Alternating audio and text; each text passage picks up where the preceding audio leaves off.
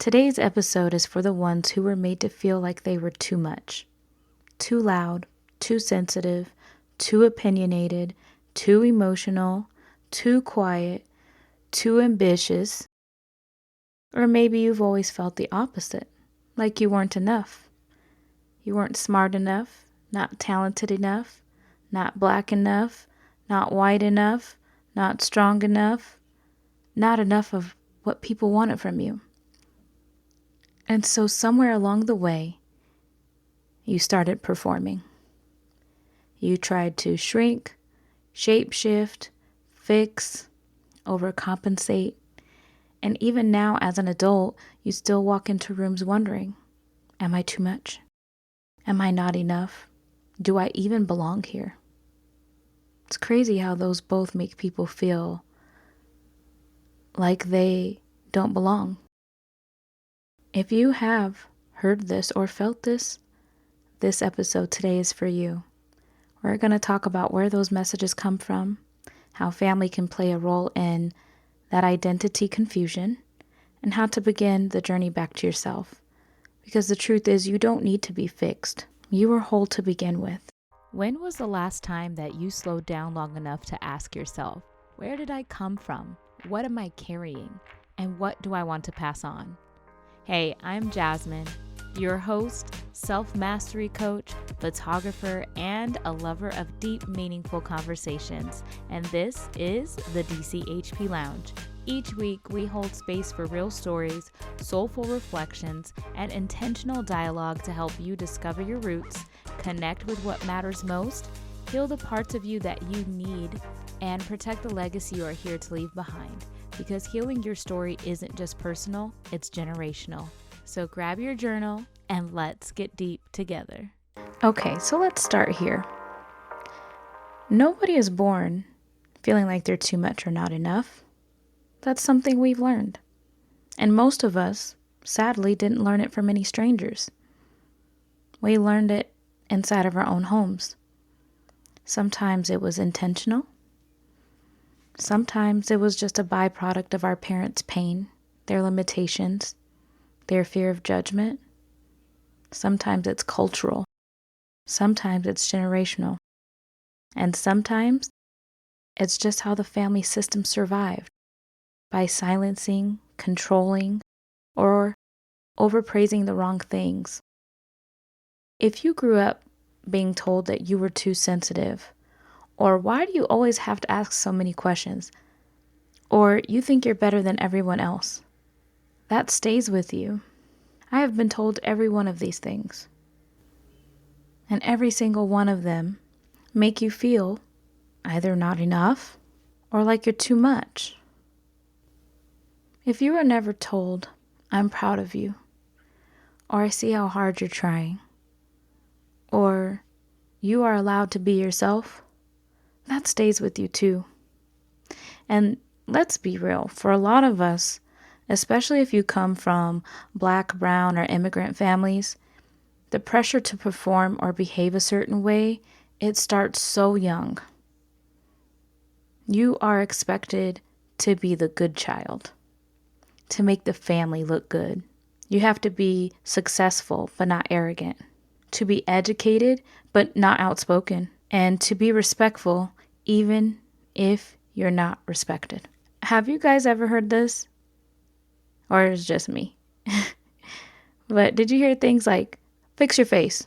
Don't act like that in front of company. Why are you always doing the most?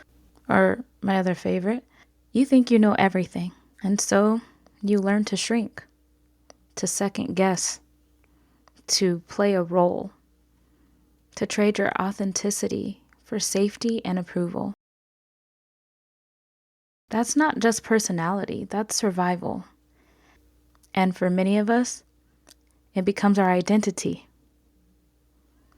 until we start asking questions. So let's talk about what this looks like now as adults. Or if you're younger and you're listening to this, then this might be a great proactive way to look at things, because this is what some adults are experiencing who have had those types of childhoods. Because even if you've outgrown the house you grew up in, those internal messages, they don't just disappear.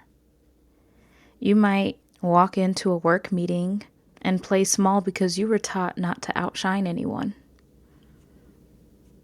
You might over-explain your decisions because you were made to feel like your voice needed constant justification. You might second-guess your intuition because your needs were always minimized. You might even avoid pursuing something big like love, career, creativity, because deep down, you still wonder if you are doing too much, or if you are too much to be chosen, or if you're not enough to be kept.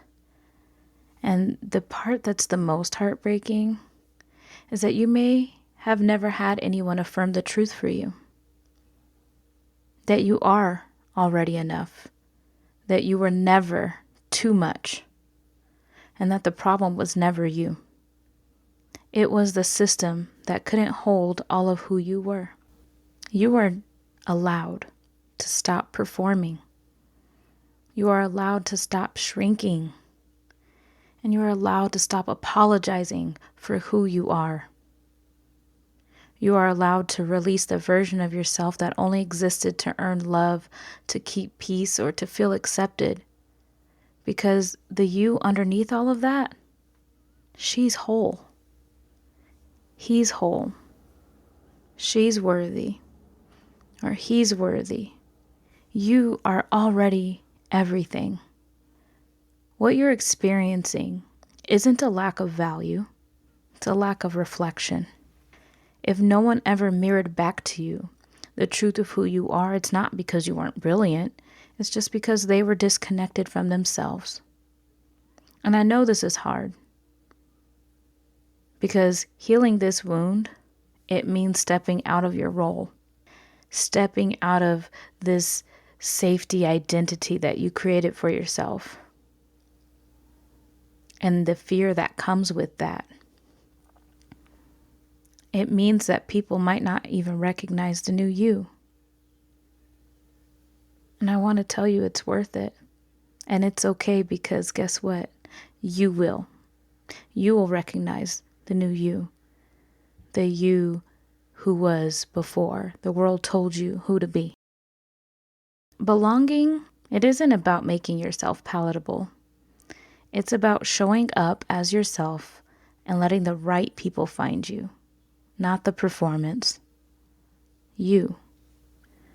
True connection and belonging starts inside. It starts with choosing yourself. It starts with telling that inner child, you don't have to prove anything anymore. You are allowed to take up space. You were never too much. You were just surrounded by people who couldn't hold what you carried. And you were never not enough. You were just in environments that didn't know how to see you. So here's your permission slip to come back home to yourself, fully, loudly, unapologetically, and to stop waiting for someone else to say it first. Now, let me leave you with this, friend.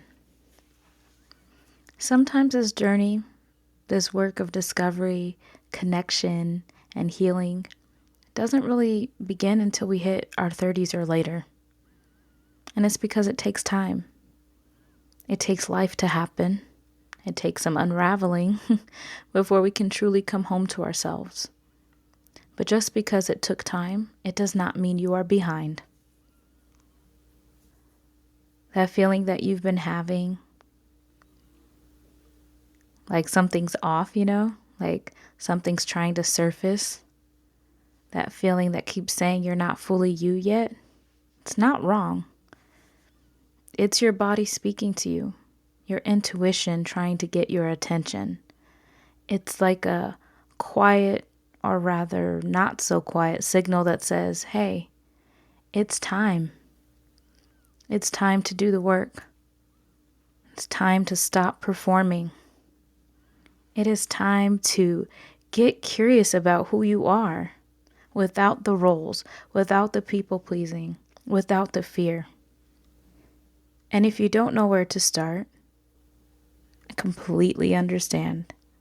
And it is totally normal and it's totally okay. And everybody's journey is also different. But if you are unsure, start by seeking support. And that can look like a life coach, a therapist, a program. It could be a journal. Just something that brings you back into awareness. Something that helps you build your self-trust muscle again.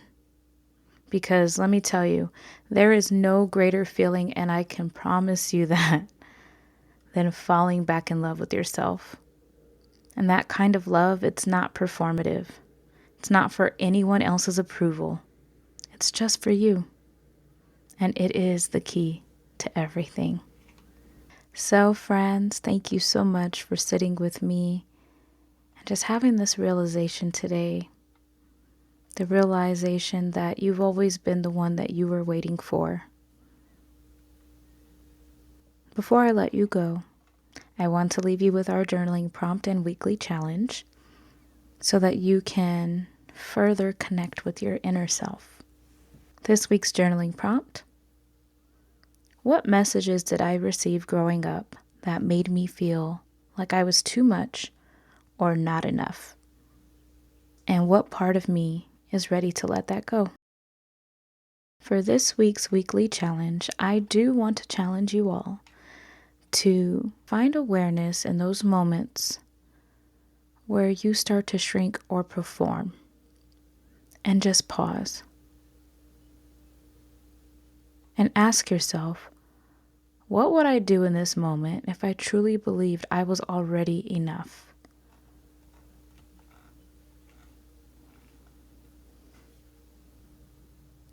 Next week, you guys, we are going deeper with my guest, Nadia J. Charles. So if this episode stirred up anything for you, you do not want to miss what she has to say about healing our deepest wounds. She's bringing real insight on survival patterns, self-awareness, and breaking the cycles that we didn't choose but inherited. You're going to feel so seen in that episode. Until then, you guys. Thank you for tuning in to today's episode here on DCHP Lounge. If this episode resonated with you, I would love for you to share it with a friend or family member who needs to hear it. Be sure to follow us and keep the conversation going on Instagram at the DCHP Lounge. And you can visit us online at dchppodcast.com for full show notes, resources, and any links that you've heard from today's guests or sponsors mentioned. Remember, healing, growth, and legacy building all start with one small step, and I'm so proud of you for being here. Until next time.